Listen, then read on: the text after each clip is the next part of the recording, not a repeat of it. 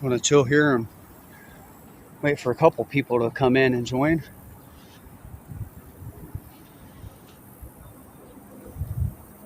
This is actually where we ended the last live stream. Last time we walked this way. As you see, the river is quite flooded. What river you're looking at here is the Great Miami River, and this is where the Mad River here meets the Great Miami River.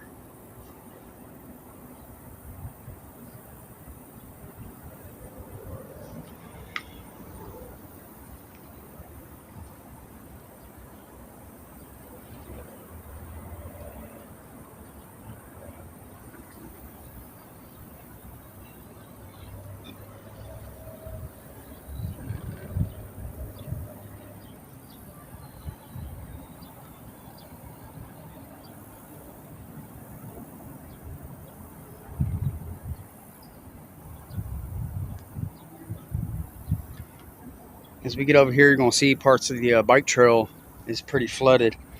Okay, I see there's 15 people in here.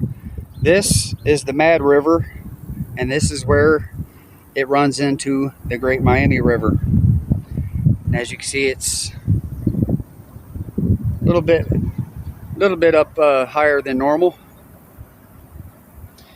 This is where we ended the last live stream. Last live stream, we walked that away. This time we're going to walk on the other side here.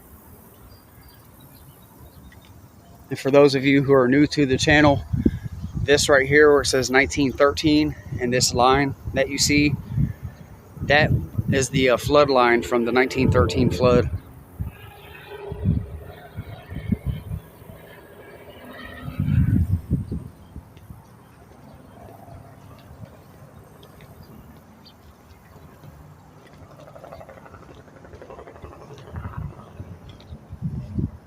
So anyway, we're going to walk over here onto the other side. Hello.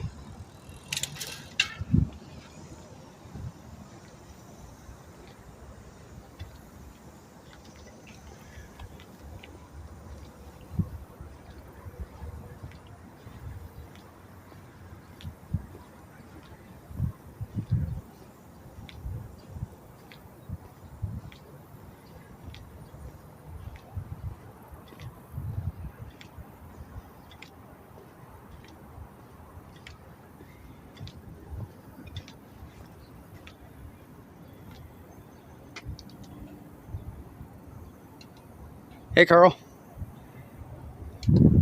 How you doing today, Carl?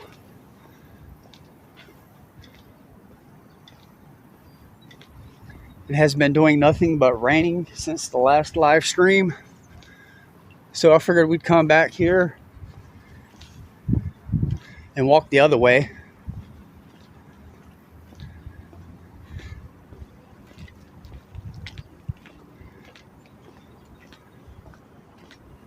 Maybe we'll walk this way toward town.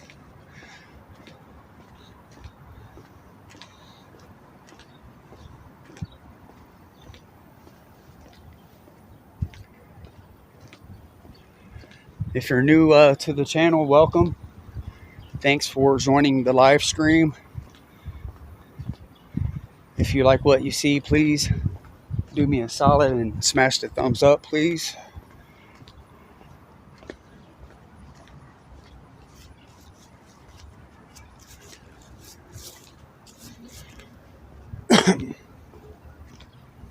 As mentioned, this here is the Mad River. It doesn't look too mad though, does it? It looks rather calm and mellow. But I was saying in my last video, don't let that fool you. That smooth, calm, non-current look there that you see now, don't let it fool you. You get into even just ankle deep water, and that undercurrent can take you. And that's why river safety is important. Rivers can be very deceiving. You could walk a few feet out and be in maybe waist high water, and before you know it, Yeah, it's 15, 20 feet deep. I was trying to zoom in on that aeroplane. I can't even see it. Oh well.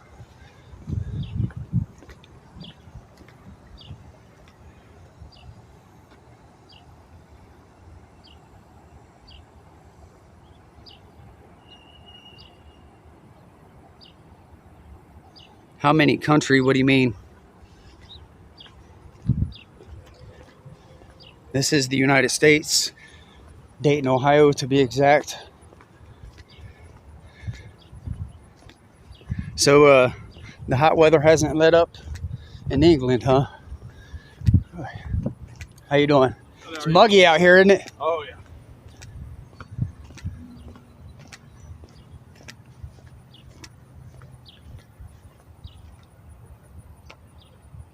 Oh yeah, I've definitely seen the river much higher for sure.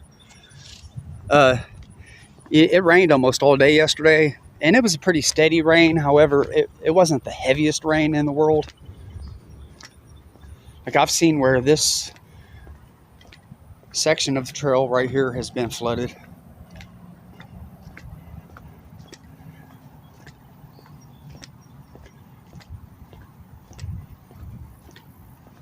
I just talked to a gentleman at Kroger who is visiting from Arizona. He said when he left his home in Arizona, it was 112 degrees. He gets here, it's 85 degrees, but it felt, he said, 10 times worse.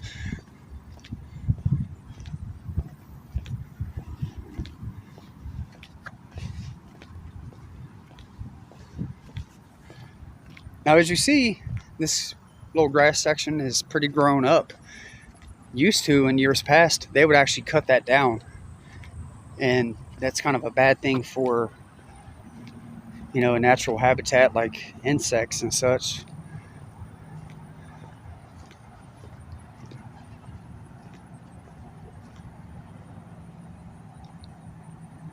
Yes, my face is not show. This ain't a stream about my face. It's a stream about something better.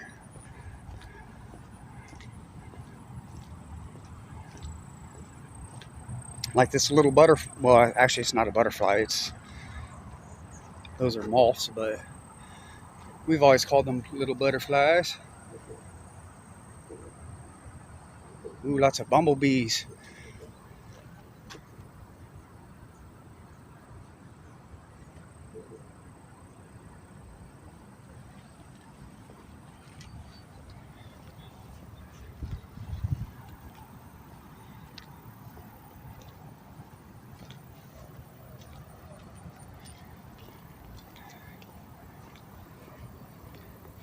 Yeah, my face no show because this is not a talking head YouTube channel. This is a content YouTube channel about other things besides people's face and head. And I'm not talking about other people's content. We're discussing politics. We're out here in the real world.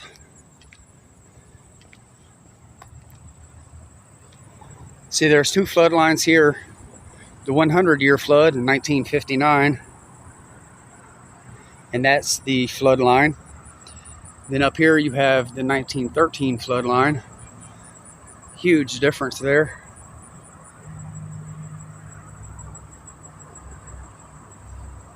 But as you see that line, it overflowed the banks of the Great Miami.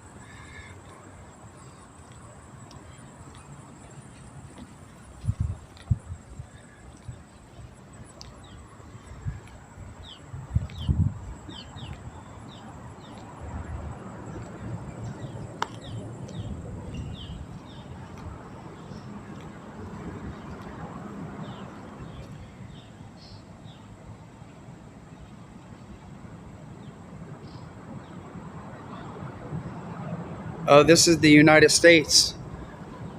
This is Dayton, Ohio, United States. Look, there's a little bunny rabbit there.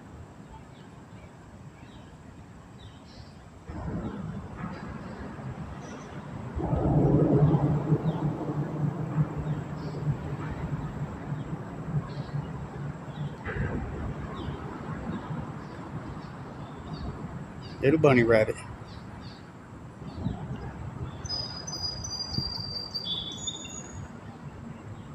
Sure, definitely. I'll be your friend. Just subscribe to the channel and hit the like button. That's I don't know what that is floating down the river there. Something floating down the river.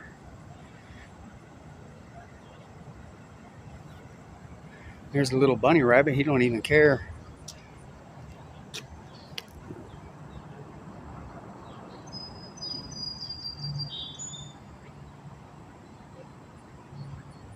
Hey, Chris, how you doing? I'm doing pretty good. Just got off work not too long ago. Had to run to Kroger.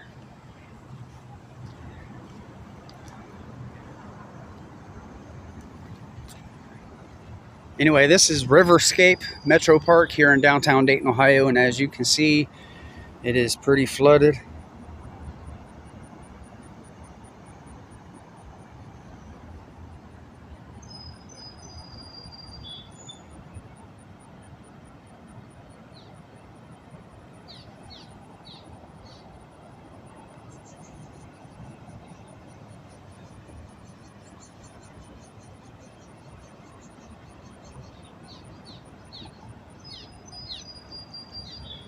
Indian cricket team. Well, coincidentally, my cell phone service provider is Cricket.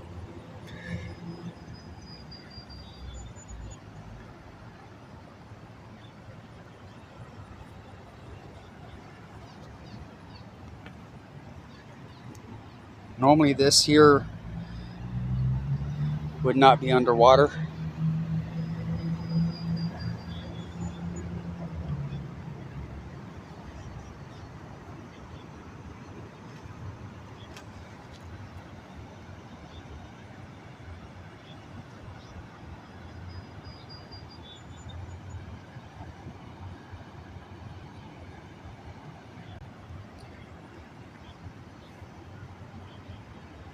Three days.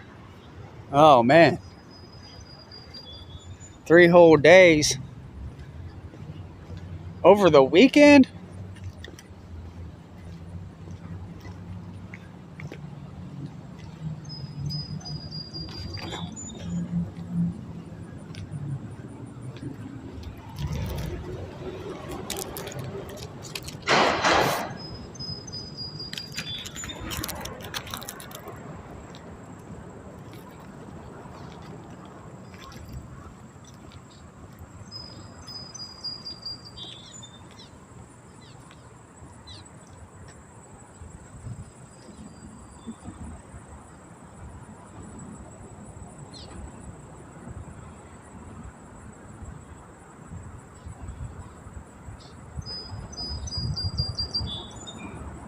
Oh, really?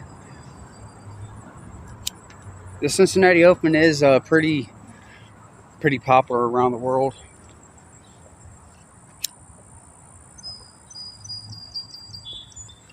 I'm not the biggest tennis fan.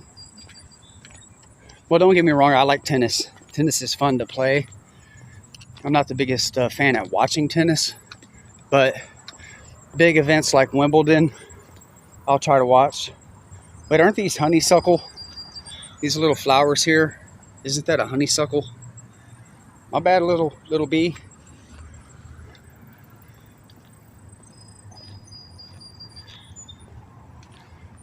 When we were kids, we would take these little flowers and you get this little sweet.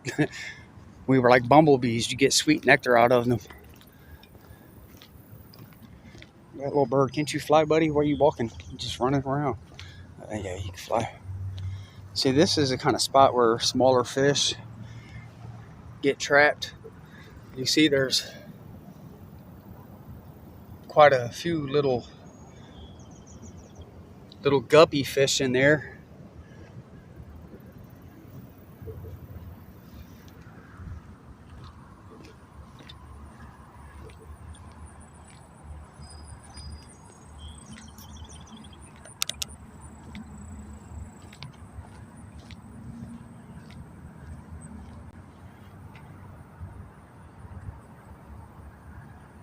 Hey, I'm doing pretty good.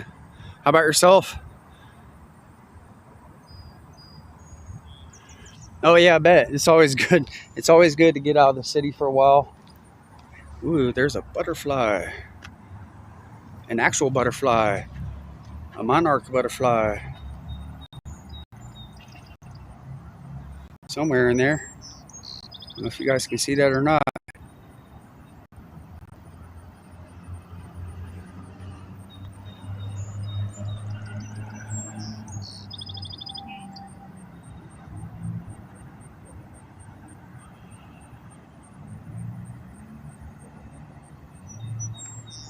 I don't know if you guys can make that out or not.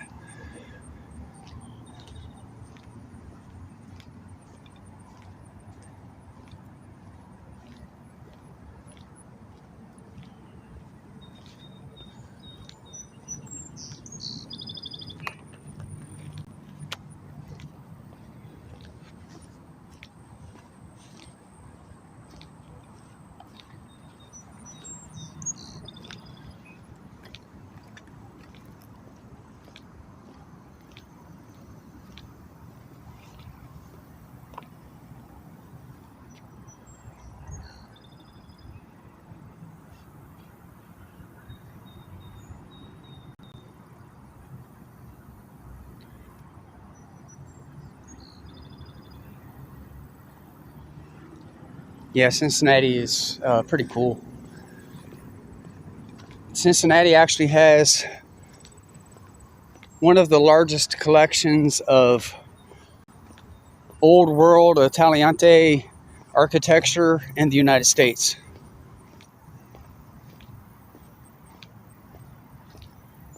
There's another little bunny rabbit.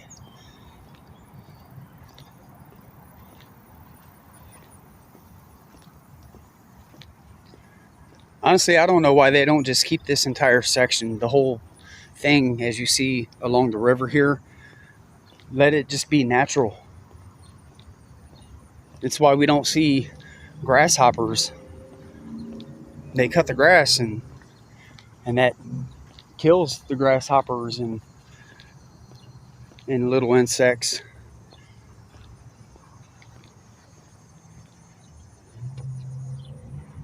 Hey, how you doing, Christian?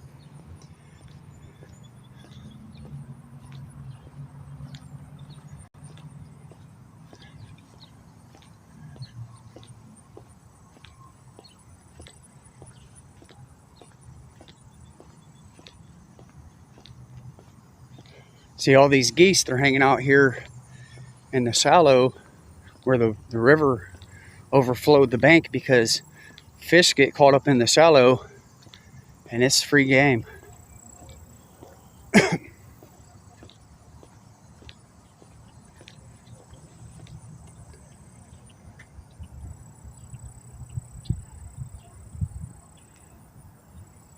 Christian, how are you doing today?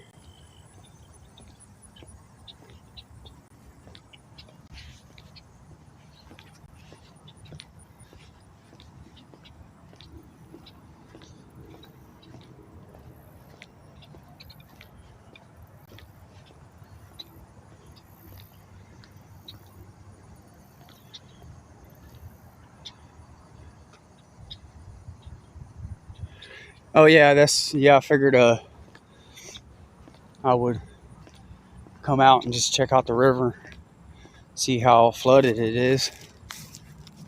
Or should I say not really flooded, but up above its normal level. There are some areas here in Ohio that received a lot of rain. There are some parts of Indiana that received 12 inches of rain,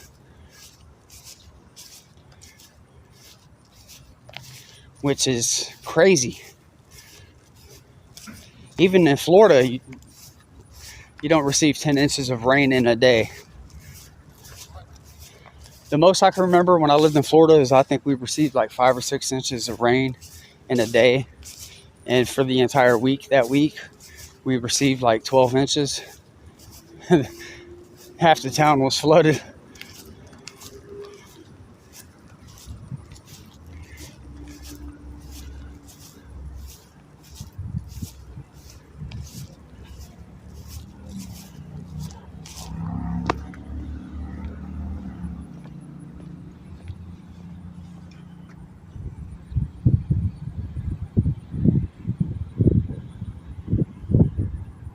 Those are Canadian geese.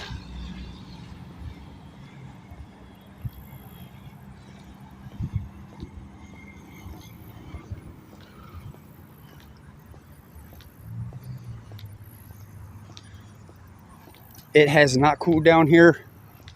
I think the temperature right now is probably upper 80s.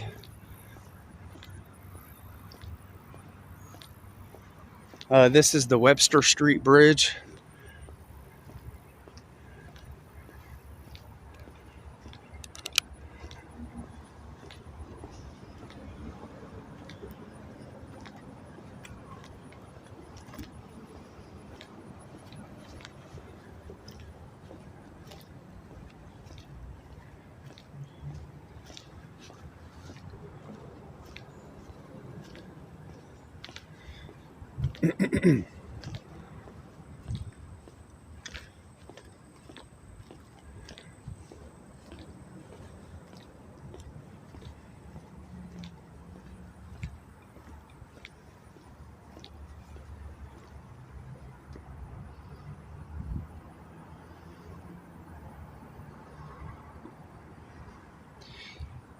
Yeah, those are Canadian geese.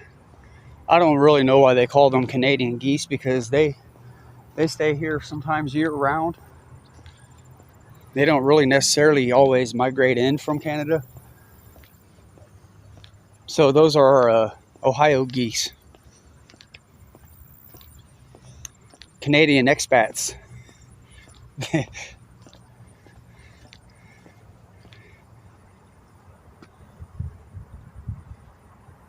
88 degrees. Yeah, that's, I heard today's high temperature was 88.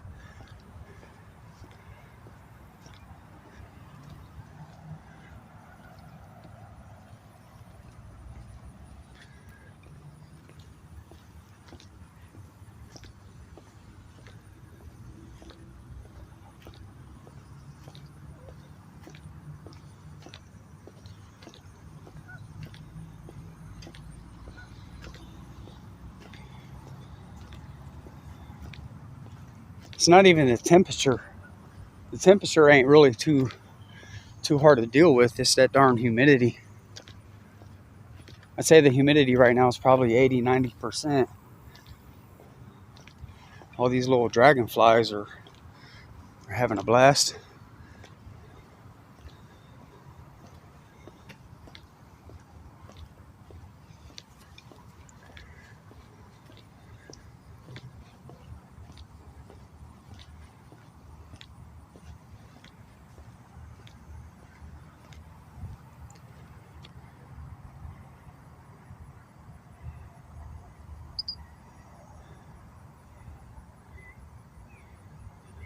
Oh yeah, so you guys have geese, and whoa, that was a big turtle hopped in the water there. I don't know if you guys heard that or not.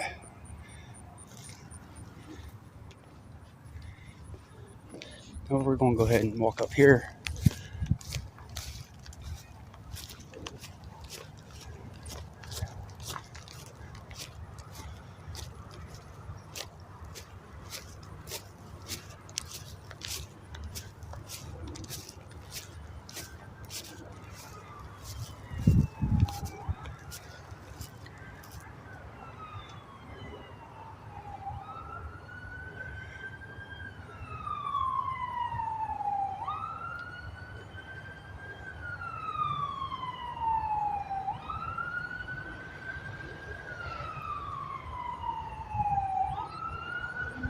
If you're new to the channel and you're enjoying this live stream, smash the thumbs up, please.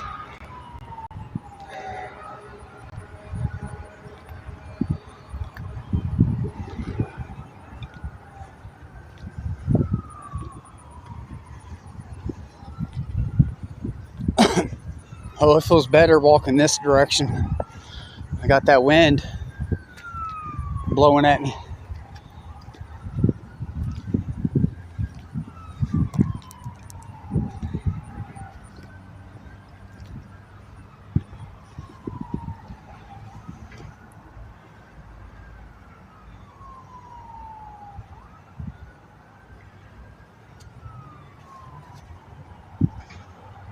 Hello, hello.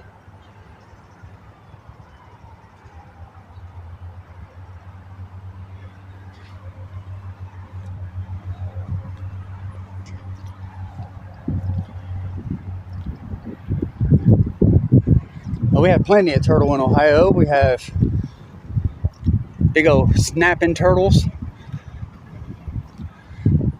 If I'm correct, I think they're alligator snapping turtles. We have box turtles and painted painted box turtles, and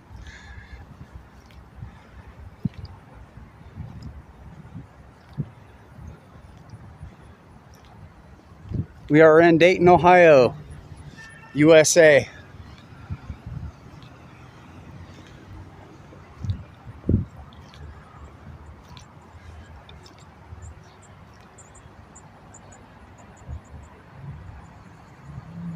No, this is not Azerbaijan.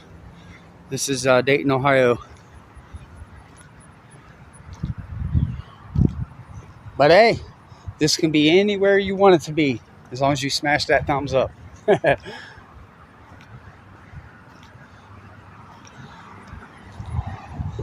We're actually at Lake Titicaca. I'm just kidding. We are in Dayton, Ohio.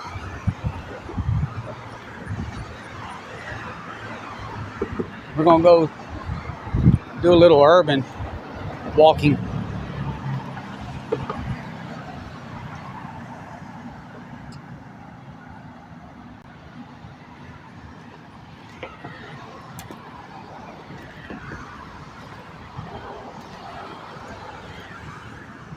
We're gonna walk up Water Street there. This light here takes forever.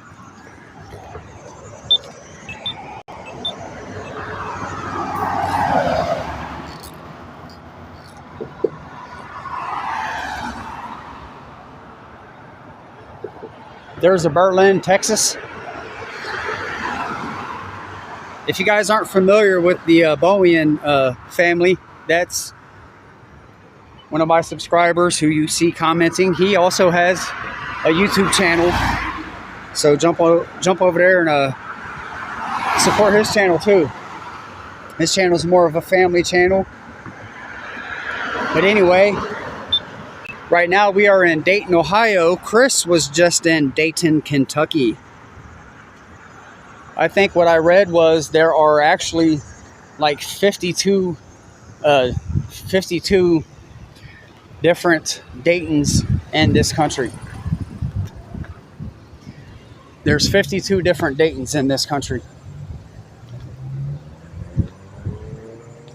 One of them is here in Ohio, obviously. The other, Dayton, Kentucky. I, by accident, traveling the country, ended up in Dayton, Nevada. Hey, you're welcome. So I've been in 3 different Daytons. I've been in, obviously, Dayton, Ohio, Dayton, Kentucky, and Dayton, Nevada. But there's only one real Dayton. We're looking at it.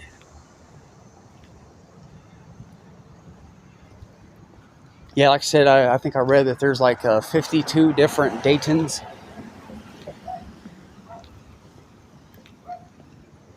So anyway, this is Water Street. And these condos are relatively new. I'm not too sure when they built them.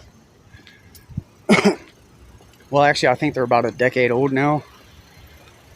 They were built sometime between 2013 and 2019. I didn't live here when they were built, so I have no clue.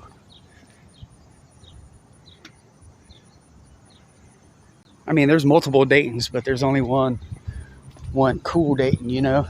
I don't know, Dayton, Kentucky is kind of cool, actually. I had some friends that lived in Dayton, Kentucky.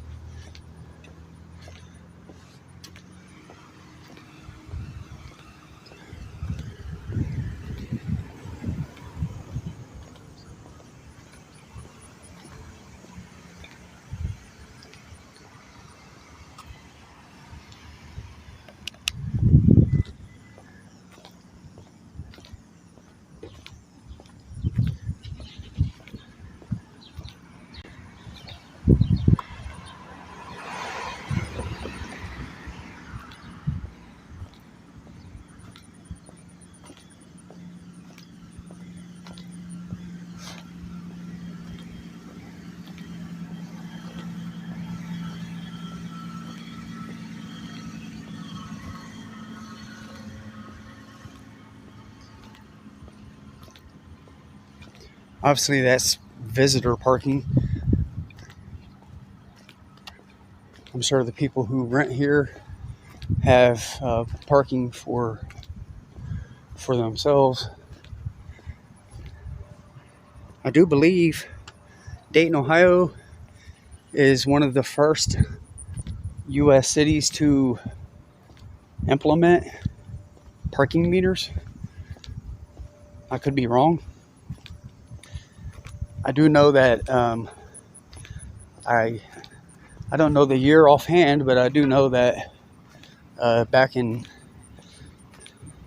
well over 100 years ago, the very first paper speeding ticket was issued here in Dayton, Ohio. I think the guy's name was Harry. But anyway, the guy was going down 3rd Street at 12 miles an hour, where he received the world's first paper speeding ticket. What the hell?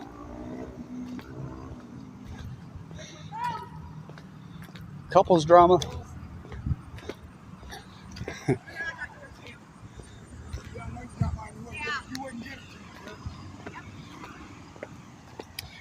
Jeez. A little bit of lover's quarrel over there.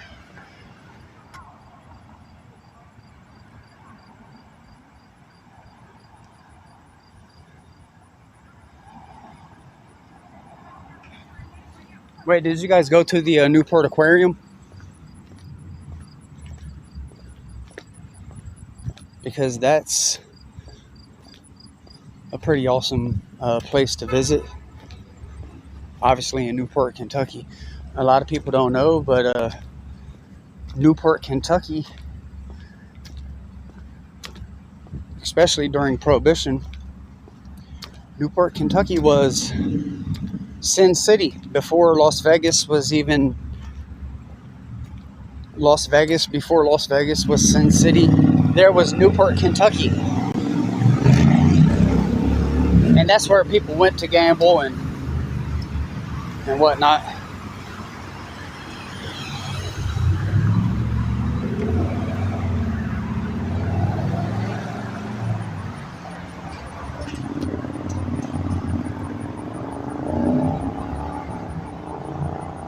Yeah, next time you guys go back, since you've already went to the Children's Museum, I think go to the either the Cincinnati Zoo or the Newport Aquarium. Would be pretty awesome. Oh, well, they didn't run the light, but they were zooming through there, and that car was making a turn.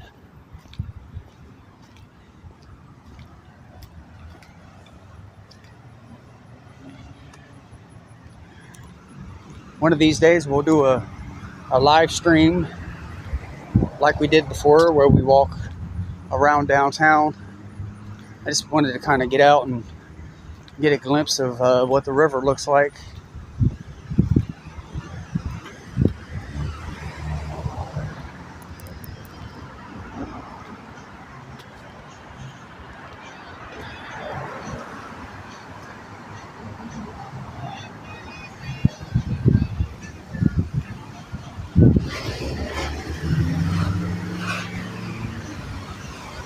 So I've got this bracket thing coming. Instead of like a single bracket that attaches to the bike handlebar, it's double. And even if it doesn't work out too well for my gimbal here, it'll definitely work out really well for my action camera that I do my recorded videos on. Because normal brackets to attach an action camera to a bike, you have to place either to the left or to the right of the headset of the handlebar, so you're either off to the left or to the right. This thing allows you to mount it dead center.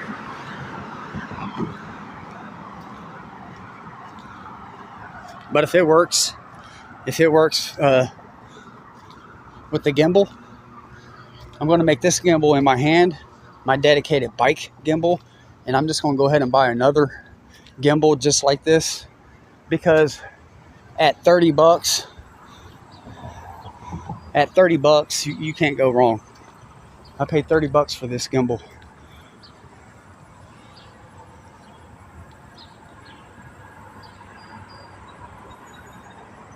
I work for an air conditioning company, but for the most part, from the late 90s until about 2008, I worked in the auto industry. Run, little rabbit, run. I worked in the auto industry primarily, and then the General Motors plant here in Ohio went down, so I went into restaurant work. But I've done all kinds of work. I've done restaurant work. When I lived in Florida for a second job, I used to do repos. We'd go repo people's boats, cars, window air conditioning units, anything that is leased, we repoed. I did telemarketing and marketing. Right now I do clerical work, customer relations.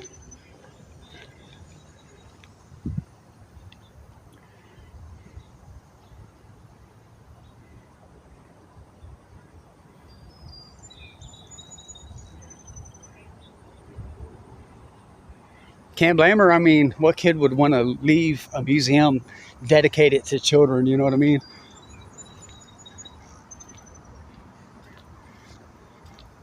But don't forget about the Boonshoft Museum of Natural History here in Dayton.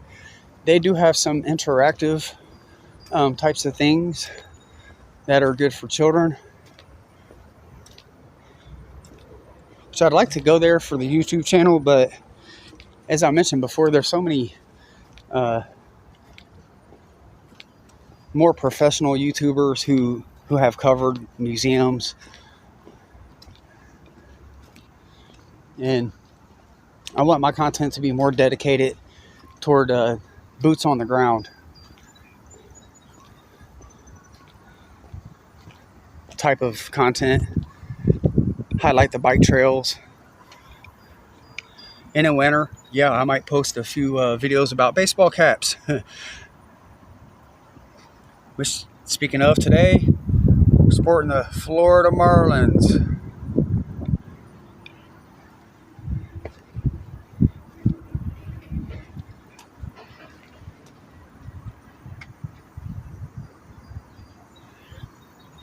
Yeah, I think, don't quote me, I think children get in to the Boonshoft Museum for free. I could be wrong.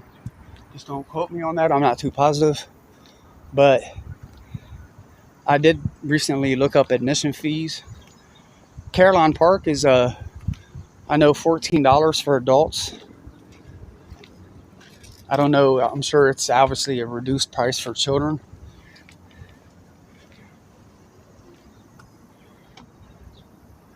Oh, that's a marlin. A Florida marlin. That is the Florida Marlins. That is a Major League Baseball team.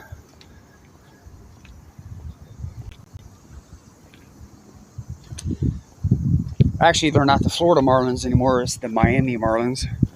And they have a completely different logo.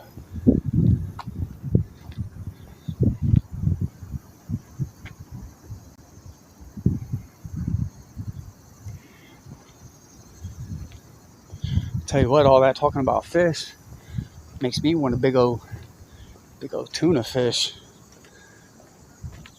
Grilled tuna. That would be great. Ooh. How you doing?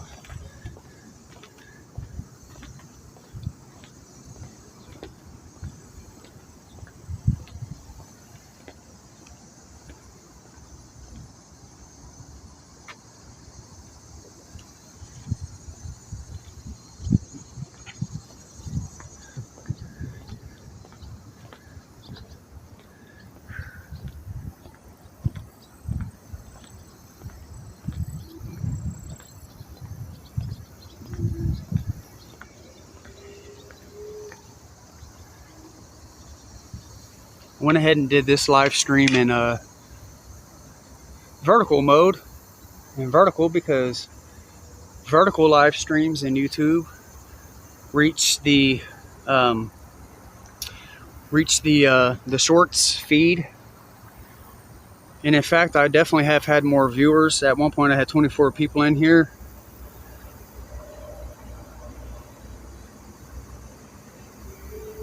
Yes, I love the NFL.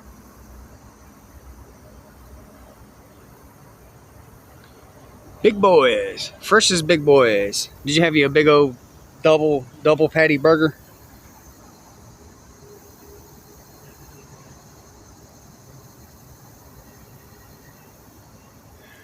Yeah, but if you're into baseball caps, well, this is vintage. This is from 1993, 94. But if you're into baseball caps, you can buy a new era fitted pro model baseball caps. The same baseball cap you see the Major League Baseball players wear, you can buy them in Europe. You can pretty much buy them all over anywhere.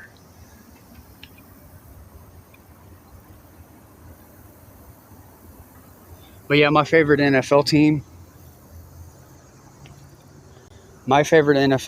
is the Cincinnati Bengals. The Cincinnati Bengals, founded by Paul Brown. Paul Brown founded the Cleveland Indians, and that's why they are named the Browns. Let's go check out Wilbur and Orville Wright. You know what? Since we're here, we're going to do a little history tour. We've only been live for about 45 minutes. We're going to read all these plaques all the way around this thing.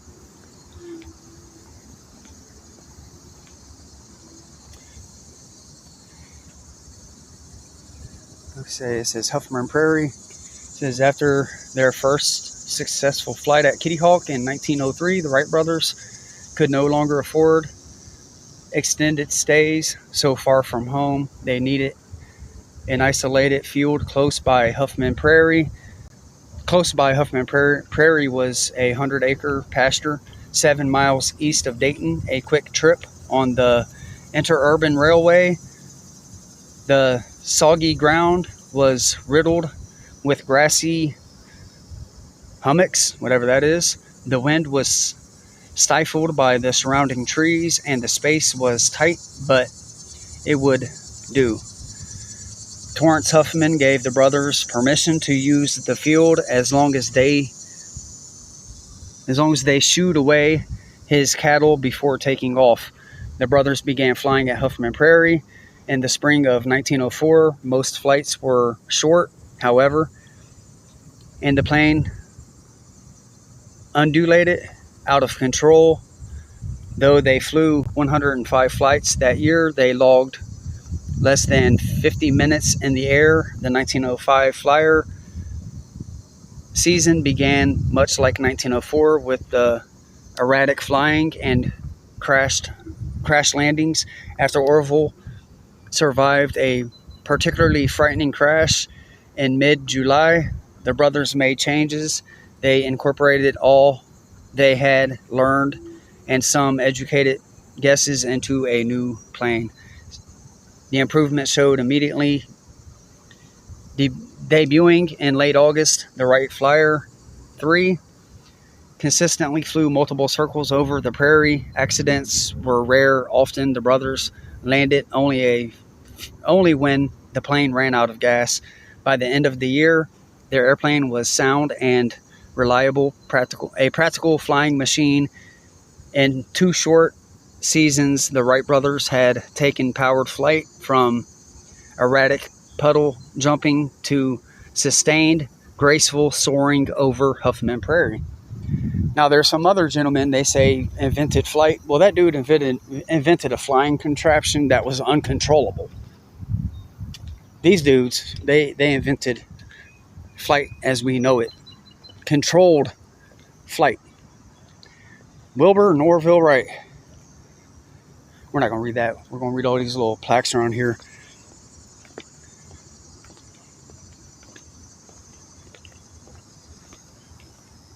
Sorry if my reading sounds like it's third grade reading. Some of the words are a little oxidized.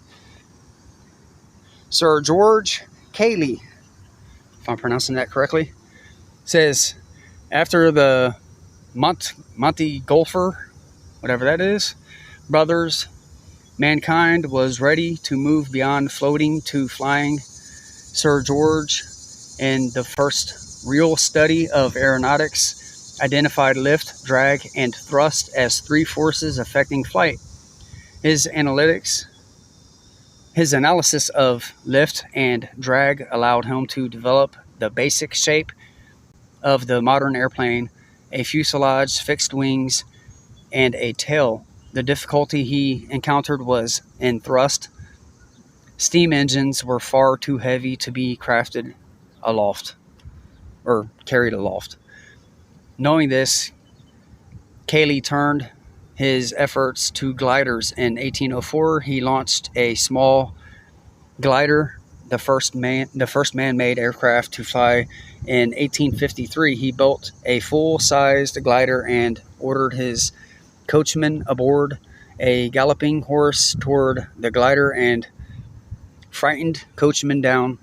What does it say? Yeah, that's what it says. Frightened coachman down a hill, and they soon lifted into the air, floating for 200 yards. Upon landing, the coachman resigned. For his studies and writings, Sir George is known as the father of aeronautics. From his conclusions, many went forward with theories and experiments of their own. The way was being paved for the Wright brothers of Dayton. See, this is the guy I just mentioned. But his flight wasn't quite controlled.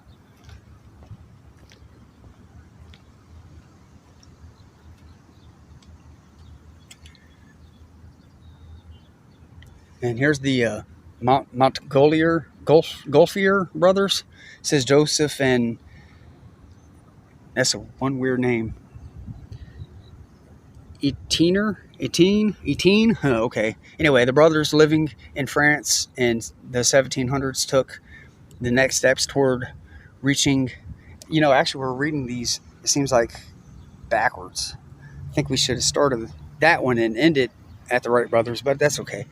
It says, anyway, the brothers took steps toward reaching the skies. They realized they could create lift from the heat of combustion. The brothers constructed a 309-foot diameter balloon made of linen and paper and launched it with heat from a fire on the ground.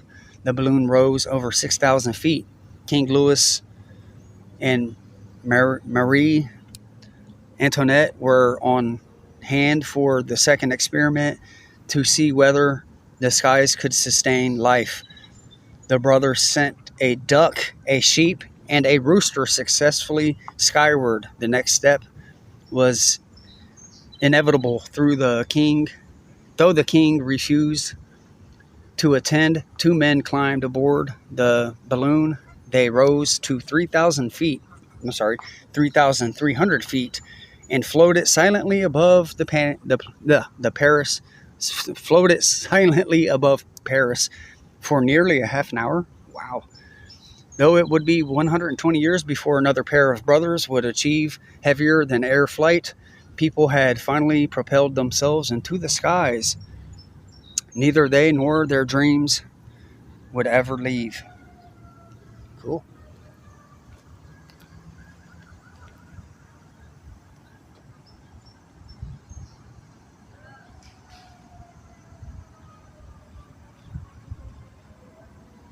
Really.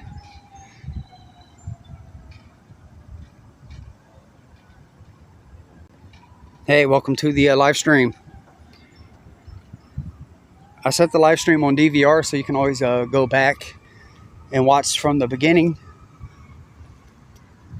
Leonardo da Vinci says 400 years before the Wright brothers, Leonardo da Vinci explored the possibility of powered flight for the first time. Leonardo studied birds to decipher the mechanics of flight. Birds rely less on their flapping wings, he discovered, than the flow of air currents. They maintain their balance in those underlying winds by subtle movements in their tail and wings. Da Vinci studied how the wings were shaped, how the feathers were distributed, and how different areas of the wing performed during flight. Da Vinci's creative visions of manned flight were revealed in over 500 sketches. One design proposed a plane in which the pilot flapped the wings. Another illustrated a helicopter in which the pilot spun the blades with a corkscrew. From these early studies, Da Vinci concluded that man did not have the strength to power an airplane. Ultimately, Leonardo sketched gliders and designed craft that looked much like future airplanes.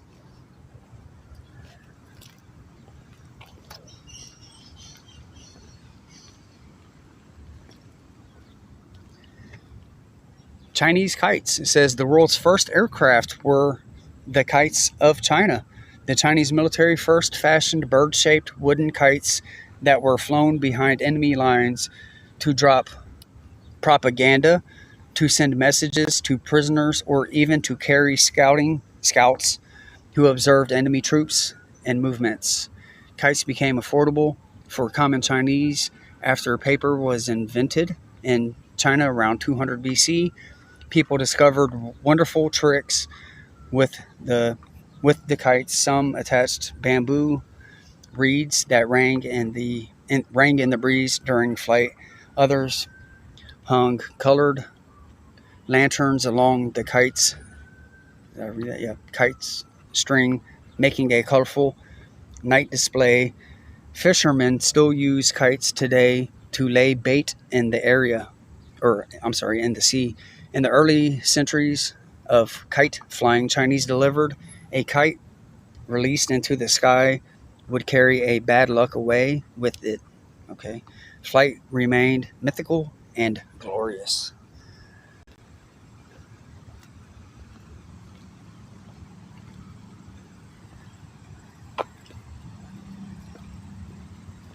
You know, the Wright brothers, they didn't even graduate high school.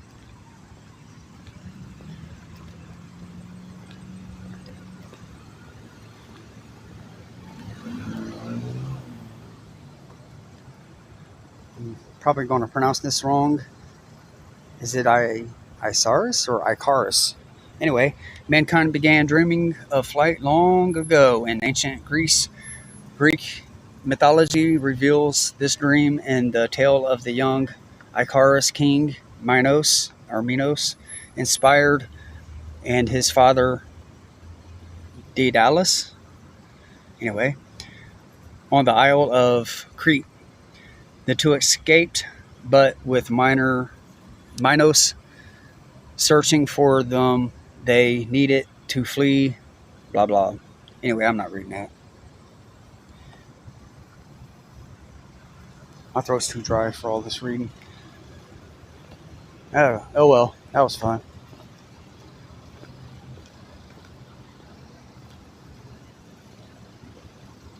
I don't know if there's any more of those or not.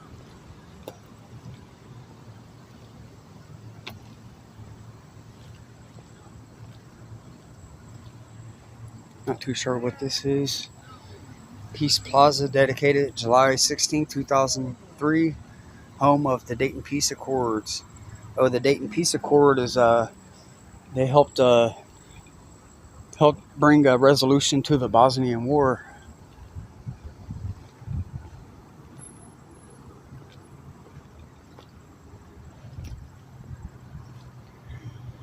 Okay, we got to read this one because this is about John Glenn. In the midst of the Cold War, the United States was losing face to the Soviet Union's superior space program. The Soviets had already put cosmonauts in space and were looking toward the moon.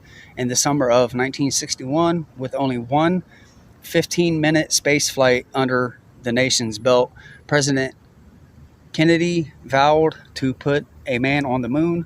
By the end of the decade, it was the tallest order the nation had faced since World War II. And the first step was to place an astronaut in orbit. For this initial step, an Ohioan would, that's where we are, Ohio, would once again emerge at the forefront of aviation pioneers. John Glenn was assigned to the task of piloting the first attempt to orbit the Earth. American scientists could only guess at what effect aerogravity would have on the human body. Could a person breathe properly, coordinate movement, swallow food? Glenn would find out. On the morning of February 20th, 1962, Friendship 7 lifted off. The craft glided into orbit around the Earth, and during nearly 5 hours in space, Glenn watched the sun rise 3 times. He suffered no ill effects from weightlessness. He splashed down in the Atlantic Ocean near the Bahamas, where he was picked up 21 minutes later by U.S. naval ship. The flight was a complete success. It's kind of hard to read some of these because it's a little oxidized. All right, I'm done reading. My throat's too sore. Not sore, just dry from...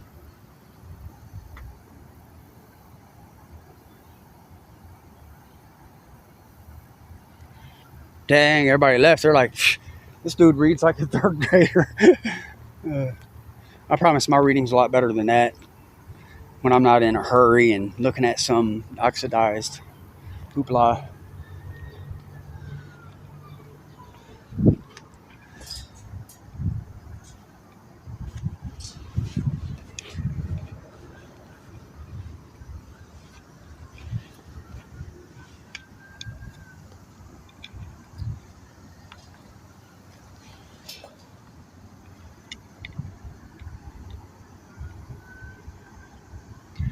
Well, hey guys, I appreciate everybody tuning in to today's live stream. I hope everybody enjoyed today's live stream. If you haven't already, please hit the thumbs up. I hope everybody has a blessed weekend ahead. Until next time.